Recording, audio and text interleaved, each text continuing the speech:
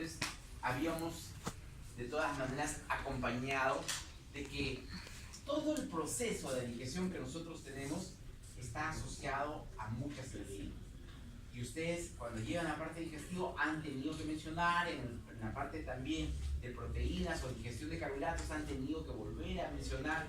O sea, siempre las enzimas es parte de nuestra vida. ¿Ya? Hemos aprendido a desarrollar actividades en relación a enzimas. Las enzimas siguen siendo un punto de apoyo muy importante porque nos disminuye la carga energética para generar una reacción.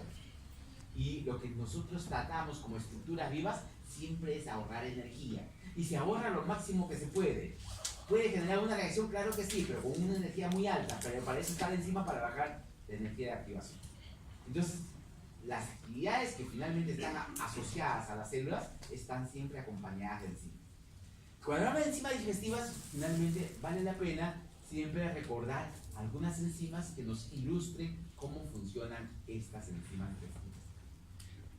Dentro de las cuales hemos puesto lo asociado a intolerancia a la lactosa. Que por cierto, es una enzima la que actúa sobre la lactosa. ¿Qué podemos hablar un poco sobre la lactosa? Primero, la lactosa es un disacario. Es un disacario que está constituido de glucosa y la lactosa. ¿Hay otros disacáridos? Claro que sí, la maltosa es otro disacario. Pero también tengo otro disacario que es la sucrosa, o también llamada sacarosa. ¿Ya? ¿Qué nos diferencia cada uno de ellos? Es un monómero distinto en ese disacario. O es fructosa, o es galactosa, o es otra glucosa. ¿Ya? Entonces, empezamos a decir esto de acá y empezamos a ver el primer enunciado. Dice, los eventos de intolerancia congénita puede detectarse antes de cumplir el primer año de nacido. ¿Qué dicen, doctor? ¿Cierto o falso?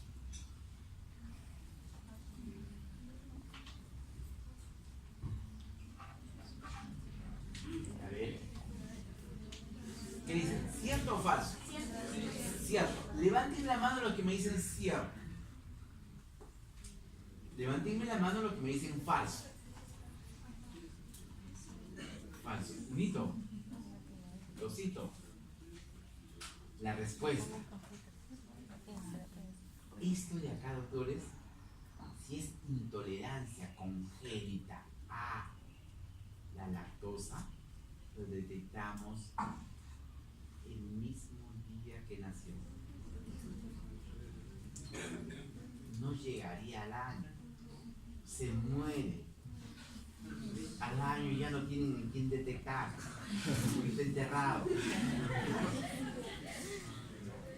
Es congénito. ¿Y por qué lo van a detectar inmediatamente apenas nace? Porque la madre le va a dar de lactar.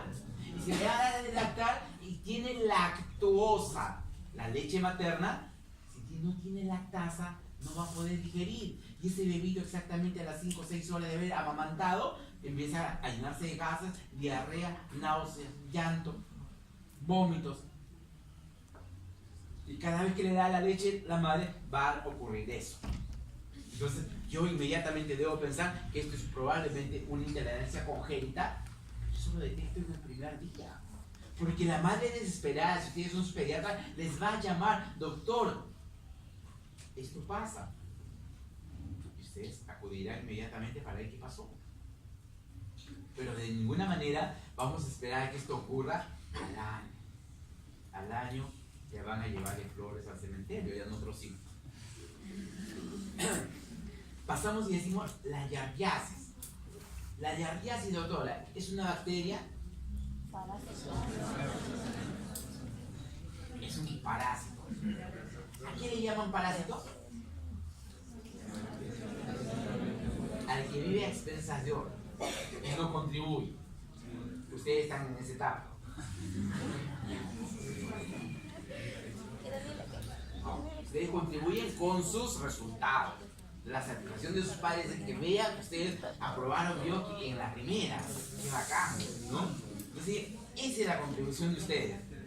Pero si los padres invierten en ustedes, si ustedes no le dan la reciprocidad, se vuelve realmente un parásito.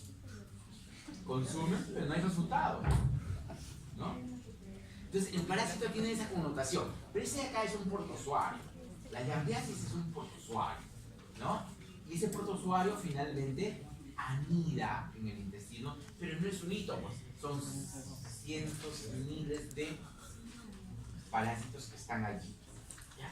Entonces, esto de aquí me dice, ¿la yardiasis puede generar intolerancia secundaria a la lactosa o genera intolerancia primaria a la lactosa?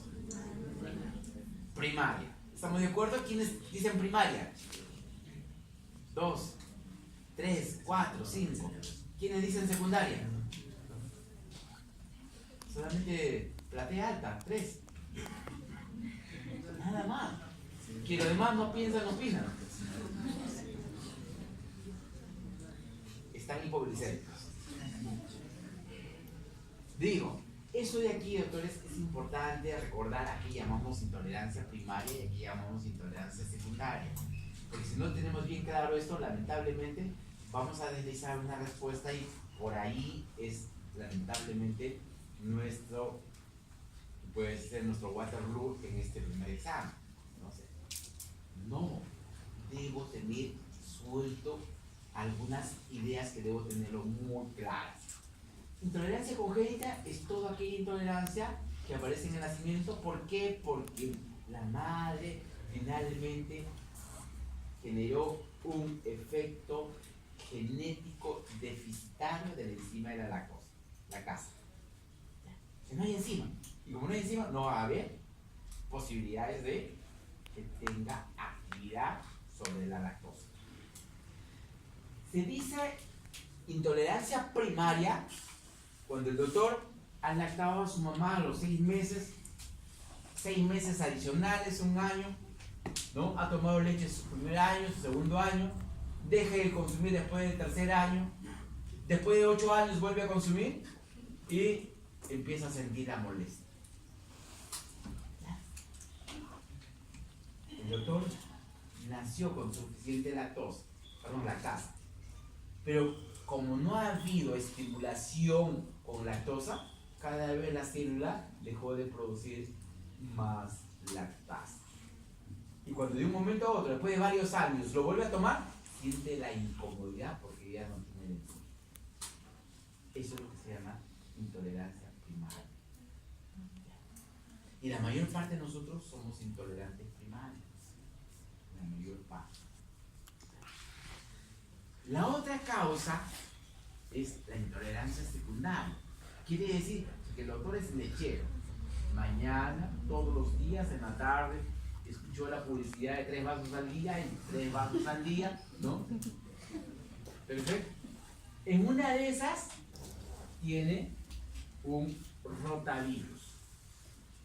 Infecta las células en cepillo de la mucosa del tracto digestivo y lo que hace es los limpia de toda la superficie. Y estas células son las que producen la lactasa. Entonces, como ha barrido casi todas estas células, las células que se están regenerando todavía no están produciendo. Y si ahí el doctor, como es lecherazo, le gusta la leche, vuelve a tomar, empieza a sentir la incomodidad de la ingesta de leche. Pero eso no solamente lo hace ¿quién? Eso no solamente lo hace el rotavirus, también lo hace la yarda.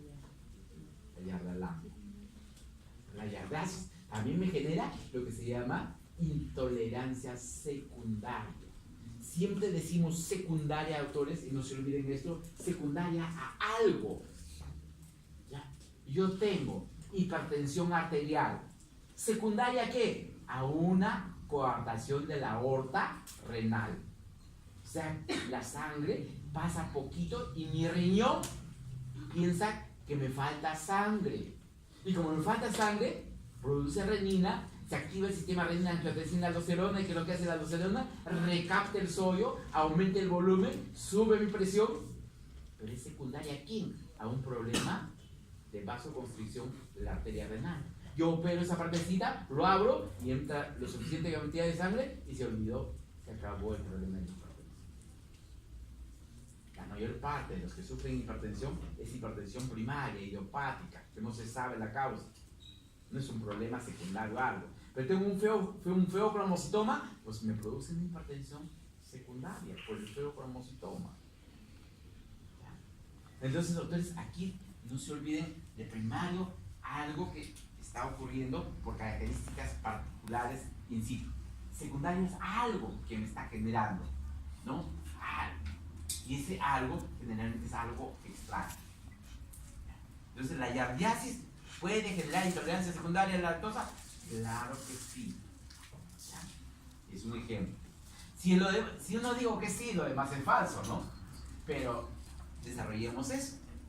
Dice, la beta-galactosidasa, de repente hay dos verdaderos ahí que me he equivocado, ¿no? Que si voluntariamente me equivoco, dice, marque el verdadero y no puse los verdaderos, pero ustedes tienen ahí 4 verdaderos. La beta-galactosidasa que actúa sobre la lactosa lo hace a nivel del enlace 1,6. Es enlace 1,4. Y lo hace en enlace alfa, enlace beta. Beta, por eso se llama beta-galactosidasa, ¿ya? Entonces, por ahí voy viendo que efectivamente hay una relación. Entonces, no está en el enlace 1,6, porque los enlaces 1,6, ¿dónde están? En los puntos de ramificación del almidón o de la celulosa, ¿ya? Dice, un intolerante congénito puede consumir derivados lácteos, queso, sin mayor problema. Sí. Este de acá es sí y no. Depende del tipo de queso. ¿Sí? ¿Es queso de cabra o de leche de vaca? ¿Cuál? La respuesta es la B, entonces, ¿no? La B.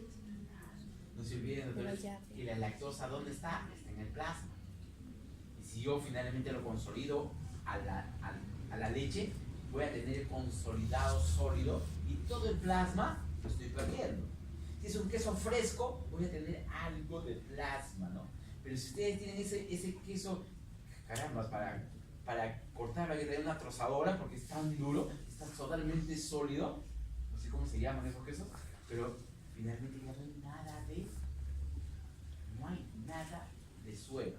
Y si no hay suero, no tengo ahí lactosa. Por consiguiente, lo puedo consumir con toda normalidad.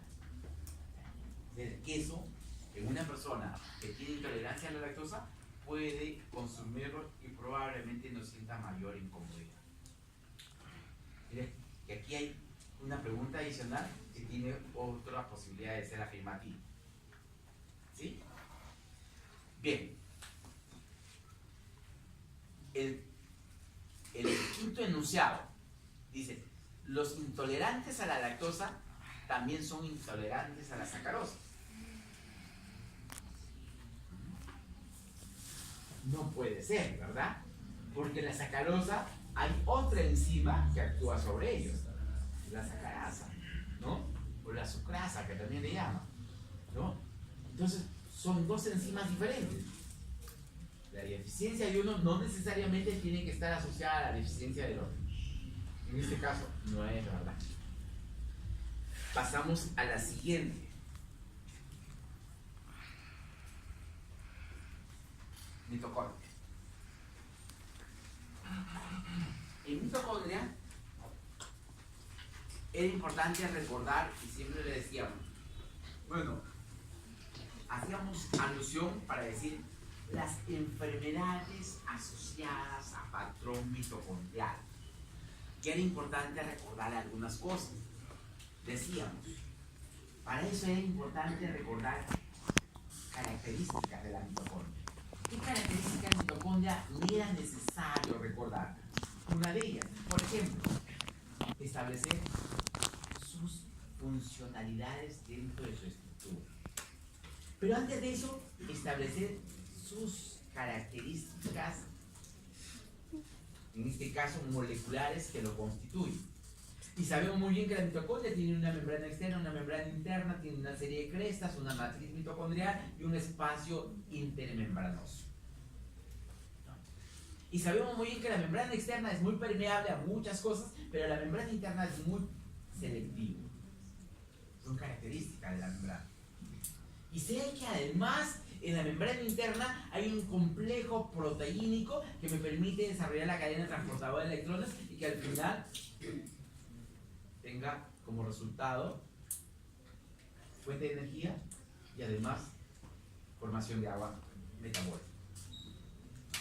Tengo eso como contexto, pero además sé que la mitocondria, por relatos y evidencias, sé que esto era inicialmente una bacteria, ¿no? Que fue fagocitado por una célula eucariótica inicial que le sirvió como una estructura especializada para formar el núcleo. Y así ha generado un proceso evolutivo en una endosimbiosis muy interesante. Entonces, esto de aquí ha ocurrido en miles de años que nos han dado un patrón de conducta para recordarlo de esa forma. Si es que esto de aquí, inmediatamente me pongo a pensar, digo, pero la característica de una bacteria, ¿qué cosa es? Que tiene ADN, ¿no? Es una estructura celular primitiva, pero finalmente tiene ADN y tiene necesidad de reproducir su código de información y formar otras bacterias como consecuencia de la división celular. Pero tiene que tener una fuente donde esté establecido sus proteínas que lo constituyen. Entonces digo, la mitocondria tiene todas esas características, ¿cierto? Y si tiene todas esas características, yo tengo que darle un valor real por todas las cosas que se van observando ahí. Y empiezo a ver enunciado por enunciado. Y digo, el primer enunciado me hace mención de que participa en la inducción de la apoptosis exógena. Y es importante esto. Principalmente la mitocondria participa en el mecanismo de apoptosis endógena. Les decía que cuando hablamos de mitocondria también tenemos que hablar de radicales libres, porque los radicales libres, el mayor sitio donde se producen radicales libres es en la mitocondria. ¿Y por qué se produce ahí? Por este proceso de acoplamiento de electrones al oxígeno. Y hay un momento que la cantidad de electrones que se acopla al oxígeno es más de lo que debiera ser, y es ahí donde aparece el primer radical libre llamado el anión superóxido. Este anión superóxido es un radical libre, es lo que se llama las especies derivadas del oxígeno, los famosos ROS. El primero que aparece es el anión superóxido. Este anión superóxido, como cualquier radical libre, es lesivo a las moléculas que están circundantes a ellos. Y si eso está pasando dentro de la mitocondria, ¿qué cosa puede afectar en la mitocondria? La carga genética. Su ADN. Su ADN. Entonces, la mayor cantidad de mutaciones que puede darse dentro de la célula es mucho más elevado en la mitocondria que en cualquier otra parte de la célula. Entonces, si yo sé que la mitocondria me genera un alto porcentaje de factores asociados ¿a qué? A los eventos relacionados a mutación, yo tengo que preocuparme y digo, caramba, pero ¿qué es lo que controla ese ADN mitocondrial? Porque debo preocuparme para decir, caramba, si esto se afecta, voy a tener problemas en esto y esta forma también. Entonces me pongo a pensar y digo, caramba, en la mitocondria no tiene muchas proteínas, pero tiene. Bien. Y el ADN mitocondrial es un ADN que solamente codifica 37 genes, nada más. Y de esos 37 genes, solo 13 codifican proteínas. Nada más. Entonces yo digo, caramba, esas 13 proteínas que codifican la mitocondria, el hecho que se dañe un fragmento de esa codificación, de ese ADN que codifica proteína, con toda seguridad me va a generar una proteína defectuosa. Y si es una proteína defectuosa, entonces con toda seguridad vamos a tener problemas en relación a la función de la mitocondria. Muy bien. Entonces decimos, ¿participa de la apoptosis exógena? No. ¿Participa de la apoptosis endógena? Sí. De gran forma. Y de gran forma. qué? Porque cuando el defecto del ADN es muy grande, justamente la mitocondria tiene capacidad de generar los mecanismos internos para inducir la apoptosis en la célula. ¿Para qué? Para que su defecto de su ADN no se herede en las células que van a tener que volver a copiar ese ADN. Y de esa manera evita que el error se siga multiplicando en las células. Entonces, lo que hace es, hay un defecto grande y lo que hace es activa su mecanismo para su autodestrucción sin mediar procesos inflamatorios asociados. De esa manera libera al órgano para que no se deteriore en un daño genético que por razones de actividad de radicales libres puede haberse dado. Entonces digo, dice, aquí me preguntan en un enunciado, se establece el siguiente enunciado, dice, la cantidad depende de la función celular. ¿Eso es real? En una parte de la lectura incluso le dice que hay de 1000 a 2000 mitocondrias por célula. En el hepatocito hay una gran cantidad, en la neurona hay una gran cantidad. ¿Por qué? Porque necesita una fuente de energía muy activa. ¿Para qué? Para mantener la función de la célula. Las células que tienen gran capacidad de reabsorción tubular, por ejemplo, las células de la primera fracción del tubo contorneado proximal, tienen una alta cantidad de ATP, porque ahí se reabsorbe toda la glucosa, se reabsorbe todos los aminoácidos, se reabsorben muchas cosas en ese pequeño fragmento del tubo contorneado proximal. Necesitan ¿qué? Alto contenido de energía. Y si es que no lo tienen, va a haber un serio problema en ¿qué? En la función de la célula. Entonces, la cantidad de ATP es dependiente de ¿qué? De la función. La cantidad de mitocondrias es dependiente de la función de la célula. Muy bien. Vemos otro detalle, dice, la alteración del genoma mitocondrial paterno es heredable en los hijos varones. No. Solo la madre, nada más. El padre puede tener todas sus mitocondrias hasta las patas, pero la madre lo tiene en condiciones óptimas y el hijo va a heredar esas mitocondrias de la madre. El padre, como si no existiera. Y eso es porque sabemos muy bien que el espermatozoide solamente contribuye con el núcleo y no otra cosa. ¿Ya? Entonces vemos ese detalle ahí. Me dice aquí, además, una cosa que es interesante. Dice, las proteínas del complejo 2 son los más afectados cuando hay mutación del genoma mitocondrial. ¿Qué dice? ¿Cierto o no? Yo tengo complejo 1, complejo 2, complejo 3, complejo 4, complejo 5 en la cadena transportadora de electrones. Y me dice, cuando hay una mutación mitocondrial, el que más afectado de todos esos complejos es el complejo 2. ¿Qué dice? No, doctor. Porque ninguna proteína del complejo 2 tiene codificación mitocondrial. Solo tiene codificación mitocondrial exclusiva el complejo 2 del ADN de la célula, no de la mitocondria. Todas las proteínas del complejo 2 están codificadas en el ADN de la célula. Todos los demás, el complejo 1, complejo 3, 4 y 5, sí tienen codificación mitocondrial. Entonces, si yo tengo lesiones en el ADN, entonces puedo tener efectos negativos en el complejo 1, en el 3, en el 4, en el 5, pero no en el 2. El 2 es dependiente exclusivo del ADN de la célula. Dice, aquí la última es, parte de la glicólisis se genera en la mitocondria.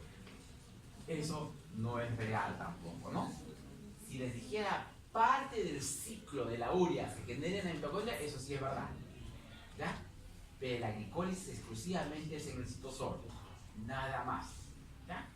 Otras rutas metabólicas están involucradas con la mitocondria, sí, beta oxidación, cierto. Ciclo de Krebs también, pero la glicólisis no.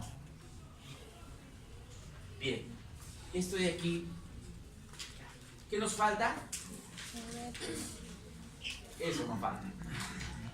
Este es el último tema de diabetes, que lamentablemente no he podido recuperarlo de allá, de la computadora, que me había borrado estos 6 enunciados, pero les voy a hablar qué es lo que deben saber sobre diabetes. Y esa es la parte importante. Porque diabetes, con toda seguridad, vienen 4 preguntas. Mínimo. Entonces, tenemos que tener ojo, pestaña y ceja con diabetes. Yo les he dejado una lectura de American, Journal of Medicine. Es el Journal, el New England Globe, que les dice cómo hacer diagnóstico de diabetes. ¿Qué es lo que yo debo aprender? En diabetes es, primero, saber cómo identifico a un diabetes. Es indispensable. No puedo avanzar más allá porque el diagnóstico de diabetes es un diagnóstico bioquímico. ¿Ya? Nos olvidamos de todas esas cosas que Hipócrates hace muchos años habló, pero que hoy a la fecha ya no podemos seguir reproduciendo. Nos sirve como historia, pero no sirve para hacer diagnóstico. No voy a esperar que una persona tenga poliuria, polidistia, polifagia y menos pérdida de peso pensando que ese es un diabetes. Porque le decía que la diabetes está con... ¿Sí? 2 minutos, por favor. Gracias. Ya no estamos hablando. Doctorita, vamos a... De repente les voy a decir las cosas que deben aprender para que ustedes lo lean, ¿ya? Yo les voy a decir más cosas. El diabetes no es que debemos aprender hacer diagnóstico, ¿no? Y ese diagnóstico significa glicemia basal, glicemia postprandial, prueba de tolerancia a la glucosa y además